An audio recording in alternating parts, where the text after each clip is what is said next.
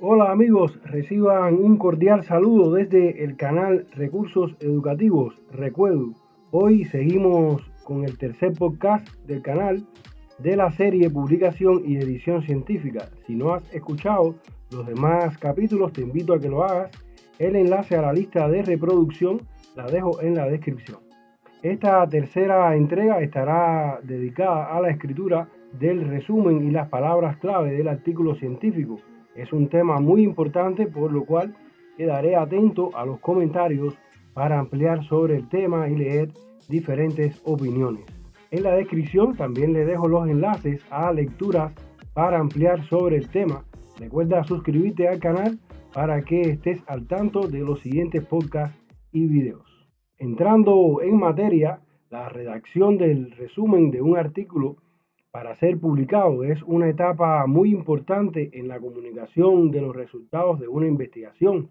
Frecuentemente los autores conceden a ese elemento de su producción muy poco tiempo o atención, lo cual considero que es un error y precisamente el propósito de este podcast es discutir cómo elaborar y escribir un resumen bien organizado.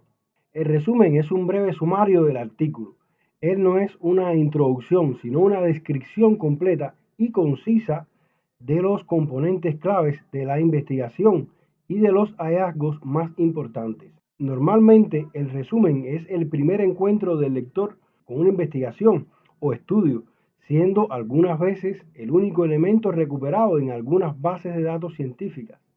Ese elemento provee la primera impresión, identificando el valor potencial o la relevancia del enfoque de la investigación y los resultados obtenidos. Si el resumen está bien escrito, atraerá a los lectores a obtener una copia completa del manuscrito y así su trabajo tendrá más oportunidades de ser leído y citado. Si el resumen está mal escrito, la investigación puede ser ignorada o incluso olvidada. Antes de enviar un artículo para publicar en una revista científica, se recomienda consultar sus normas de publicación, así como los resúmenes publicados en otros artículos de la referida revista.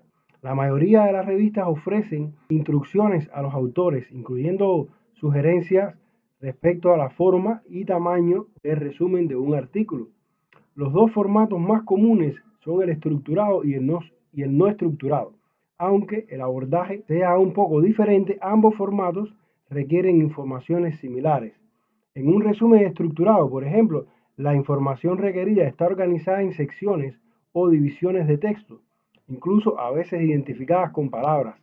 En el resumen no estructurado no hay divisiones de texto, o sea que la información necesaria es presentada en un párrafo o en forma narrativa y las divisiones son presentadas como parte del propio texto. El resumen debe ir al inicio del manuscrito, después del título, comúnmente abarcando las siguientes informaciones, o sea, el contexto, el propósito, la metodología, los resultados y las conclusiones. Una lista de palabras claves escogida por los autores se coloca al final del resumen. Algunas revistas requieren una introducción en lugar del contexto, otras inician con el propósito u objetivo de la investigación o solicitan secciones como discusión, implicaciones y conclusiones futuras. Otro abordaje para escribir un resumen es responder a las siguientes preguntas. ¿Por qué fue realizado el estudio? ¿Cómo fue conducido el estudio? ¿Cuáles fueron los resultados obtenidos?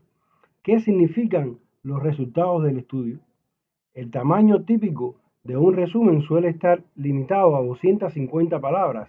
Sin embargo, ciertas revistas restringen su límite a 50 o 100 palabras, hecho que se torna un desafío para muchos de los investigadores, sobre todo los investigadores noveles. También es importante recordar que algunas bases de datos cortan automáticamente los resúmenes que se extienden más allá del límite establecido, como es el caso de Medline.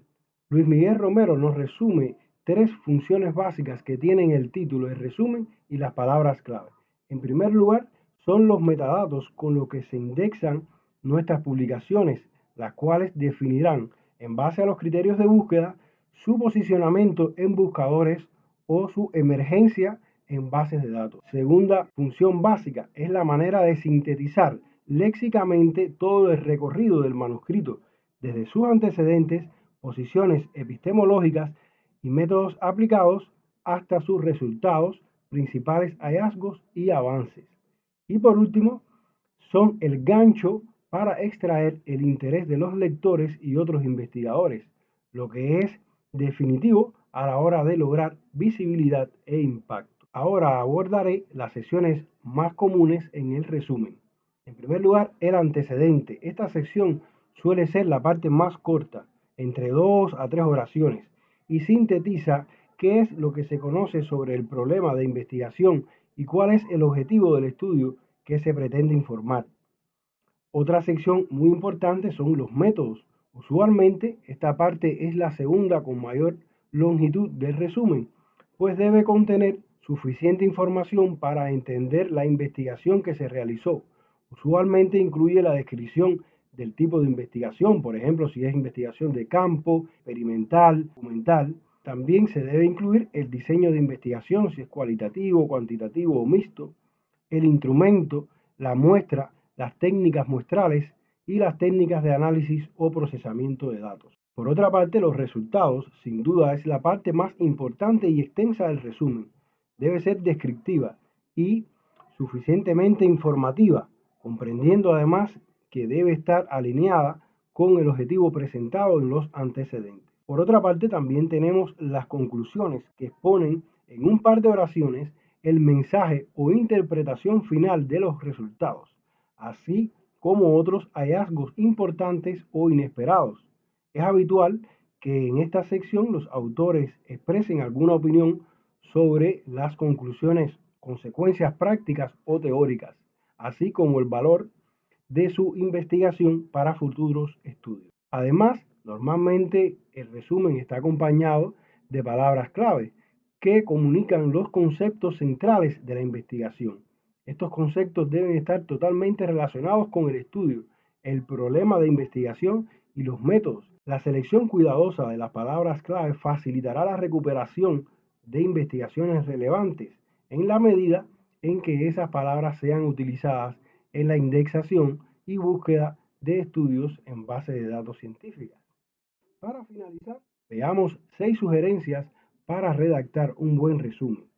La primera, una vez que has terminado de redactar tu artículo, revisa las especificaciones de la revista en cuanto a tamaño y estructura de resumen. Otra sugerencia es sencillez, o sea, la tendencia en casi todas las disciplinas es exponer el resumen de forma que pueda comprenderlo la mayoría de los lectores. No solo escribimos para nuestros colegas investigadores de nuestra disciplina, sino también para estudiantes, periodistas, profesionales e investigadores de otros ámbitos. Tercera sugerencia, define las secciones de tu artículo. Si se trata de un trabajo investigativo clásico, tendrá 4: introducción, metodología, resultados y conclusiones. Estos serán los elementos claves de tu resumen y te ayudarán a estructurar la información. 4. Utiliza un estilo claro y conciso, evitando expresiones vagas e innecesarias. Evita los acrónimos y las abreviaturas, las notas y las citas bibliográficas. El resumen se lee aislado del texto, por lo que no tiene sentido incorporar citas o notas cuyas referencias no pueden ser consultadas. Redacta el resumen en un tono formal, con frases cortas y un estilo uniforme. Utiliza el tiempo pretérito para la introducción, la metodología y los resultados, y el tiempo presente para las conclusiones. Cuida el tono, manteniendo siempre la objetividad, la consistencia con el artículo y la coherencia entre sus apartados. Utiliza también, como ya había comentado anteriormente, las palabras claves, no solo de 3 a 7 descriptores que acompañan a tu trabajo, sino también en el texto de tu resumen. Los lectores potenciales van a buscar palabras claves de los temas que estén investigando, por lo que haz una buena combinación y asegúrate de utilizar palabras relevantes que describan bien el contenido de tu artículo. Bueno amigos, hasta aquí esta breve introducción a este interesante tema. Me despido sugiriéndoles que profundicen con las lecturas que les dejo en la descripción las cuales utilicé para la preparación de este podcast. Además, suscríbanse al canal y dejen su comentario para seguir debatiendo y enriqueciendo el tema de publicación científica. Cuídense y nos vemos pronto en un nuevo video o podcast. Chao.